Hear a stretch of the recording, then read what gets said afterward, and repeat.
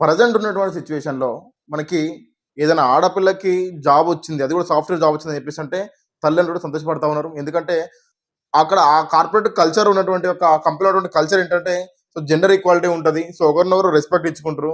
So నీట్‌గా ఉంటది. దాని కంపెనీ కంటే ఒక పాలిసీలు ఉంటాయి.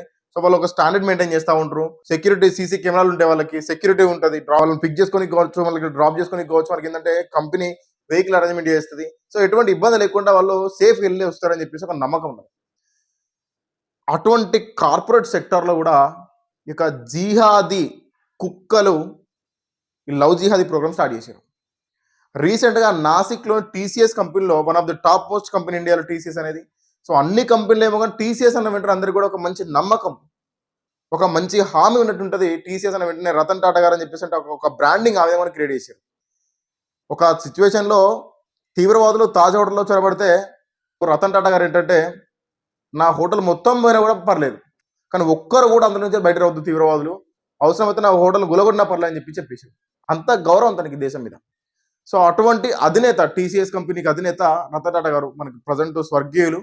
వారు ఎక్కడున్నా కూడా వాళ్ళ యొక్క ఆత్మకు శాంతి కలగాలని చెప్పి కోరుకుందాం.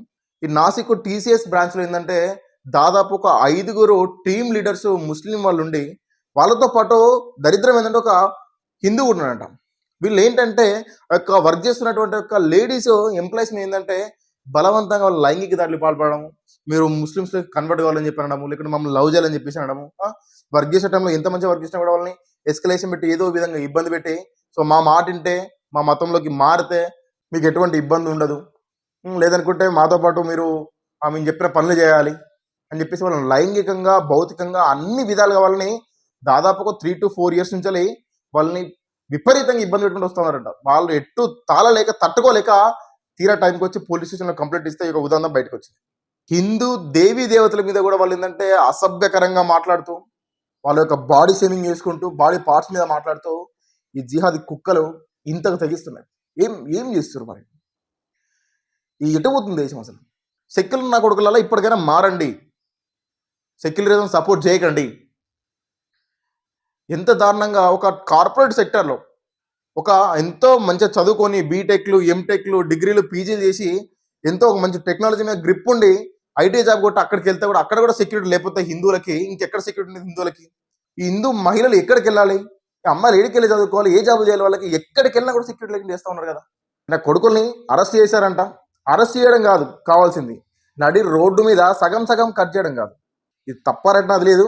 ఇటువంటి చర్యలకు పాల్పడుతుంటే ఈయన కుక్కలను మాత్రం సగం సగం కాదు పూర్తిగా కట్ చేయండి. నడి రోడ్డు మీద ఉరిదీయండి, కాల్చి చంపండి.